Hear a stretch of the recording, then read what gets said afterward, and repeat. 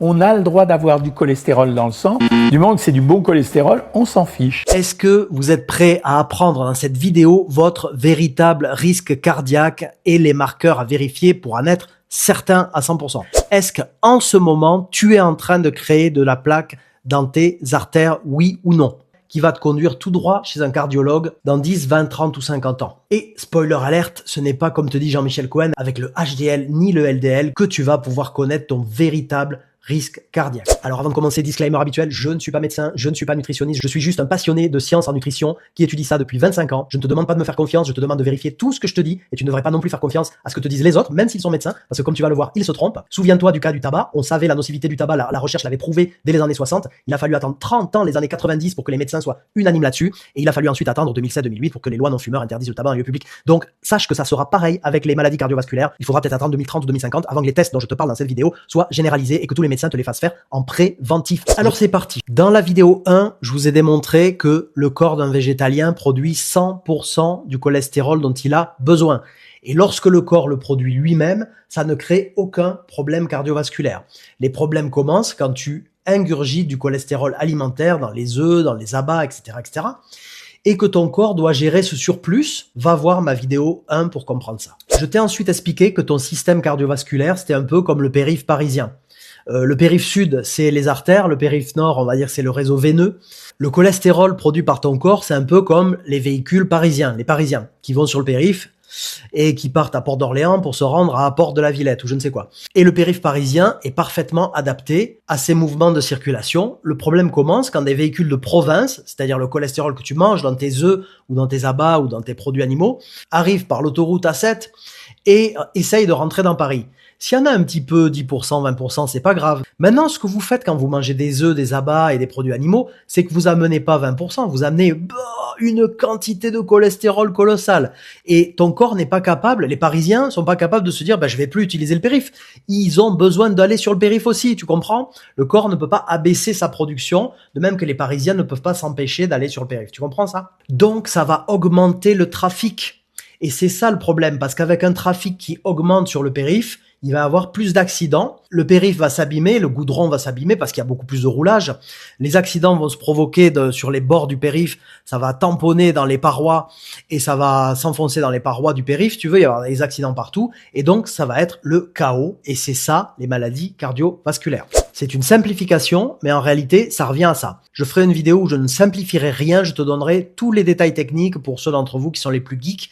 Mais ici, on reste dans la métaphore parce que mon but, c'est de simplifier pour que tout le monde comprenne, ok? Ensuite, je vous ai expliqué que quand votre docteur vous teste le LDL ou le HDL, en fait, il teste pas le nombre de véhicules qui circulent sur le périph', il teste le nombre de passagers dans ces véhicules. Vous comprenez ça? Donc, tester le nombre de passagers, pourquoi ils font ça? Parce que c'était un test plus facile dans les années 70. Ils avaient appris à faire ça et c'était plus facile pour eux. Et ils avaient remarqué que c'était corrélé. C'est-à-dire, s'il y a beaucoup de passagers dans les voitures ou dans les bus, il y a un fort risque qu'il y ait beaucoup de trafic aussi.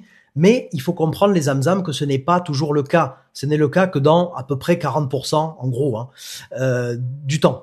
Le reste du temps, il se peut très bien qu'il y ait beaucoup de passagers dans les véhicules. Ok, les bus, ils sont pleins à craquer, mais il y a qu'une vingtaine d'autobus sur le périph' parisien. Aucun problème. Ça, c'est le cas des véganes. Il y a d'autres cas où, par exemple, vous allez avoir peu de passagers dans les véhicules. C'est-à-dire, vous avez dans chaque autobus 20 ou 30 passagers au lieu d'en avoir 100. Mais par contre, il y a des centaines, des milliers d'autobus sur le périph'. Et vous comprenez bien que dans ce cas-là, ça va être propice aux accidents et à abîmer la chaussée. Ok ? Et ça, c'est ce qui se passe chez la plupart des omnivores, les zamzam. Eh oui, ce qui fait que vous pouvez très bien avoir un résultat de cholestérol correct. On va dire, oh ça va, votre docteur va vous dire, oh ça va, votre LDL, il est assez correct, on va dire. Alors qu'en fait, ça veut juste dire qu'il n'y a pas trop de passagers dans les véhicules, mais s'il faut, il y a un nombre dingue de véhicules sur votre périph'. Et c'est ça qu'il faut tester. Pour tester ça, il y a, Dieu merci, un marqueur qui s'appelle non pas le LDL-C, ça c'est le nombre de passagers, mais qui s'appelle le LDL-P, ok, comme le nombre de particules, LDL-P. Quand vous testez ça, vous testez effectivement le nombre de particules LDL sur le périph' parisien, ok?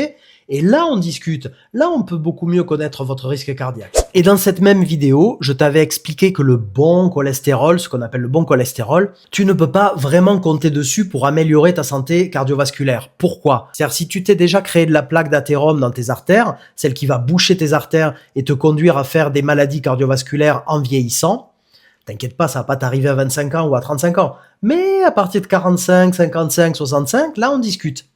Donc, si tu veux vivre vieux, essaye d'éviter ça. Si donc, en étant omnivore, chaque jour qui passe avec ton excès de cholestérol alimentaire que tu ajoutes à ton corps, tu te crées de la plaque artérielle depuis ta plus tendre enfance. Les chirurgiens sont capables de déceler de la plaque dans les artères d'enfants de 10 à 12 ans. Ils appellent ça des stries lipidiques. Les stries lipidiques sont détectables et visibles à l'œil nu dans les artères des adolescents. Vous vous rendez compte de ça? Et ça, c'est parce que tous vos docteurs qui considèrent que votre cholestérol est normal, ça va.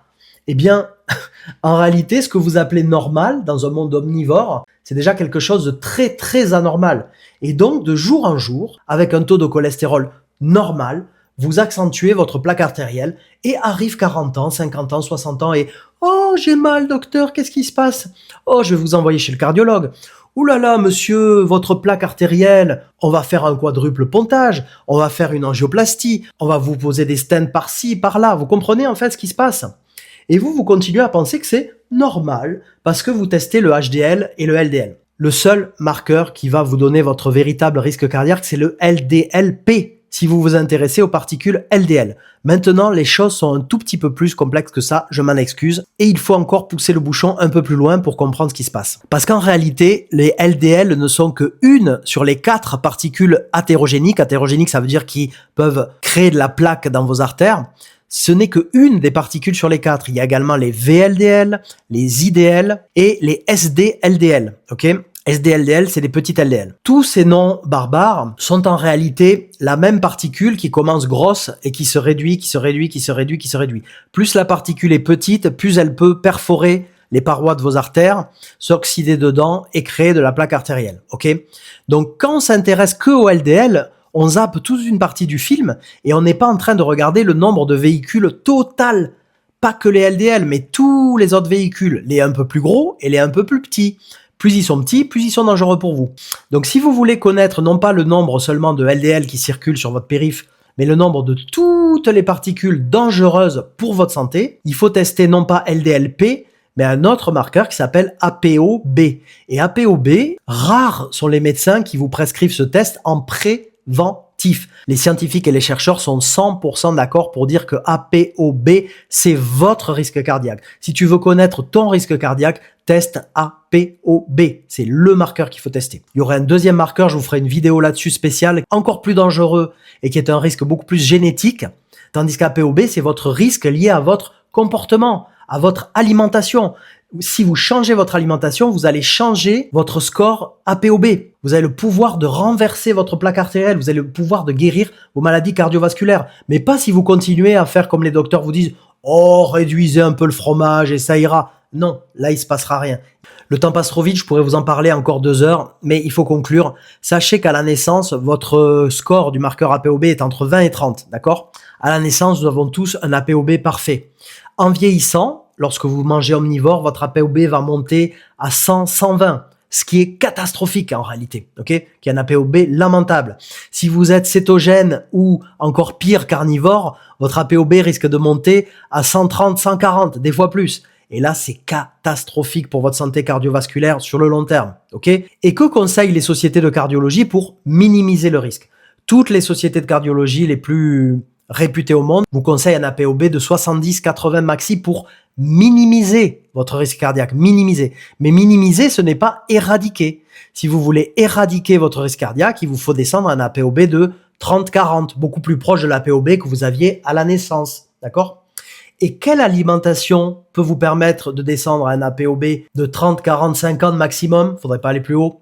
Eh bien, c'est l'alimentation végétalienne non transformée. Bref, si vous avez trouvé cette vidéo utile, partagez-la à des membres de votre famille ou à vos amis qui souffrent de problèmes cardiaques, de problèmes de cholestérol, qui ont des stents dans les artères, qui ont eu déjà des AVC ou ce genre de choses. Sauvez-la dans vos vidéos favorites, elle pourra vous être utile. Laissez-moi des commentaires s'il y a des choses qui n'ont pas été claires afin que je puisse vous répondre. Et dans la prochaine vidéo, puisqu'il y a encore une partie 6, une partie 7 qui arrive, donc abonnez-vous à ma chaîne pour avoir les vidéos suivantes et comprendre l'ensemble du puzzle. Ciao les zamzam, prenez soin de votre santé, ciao.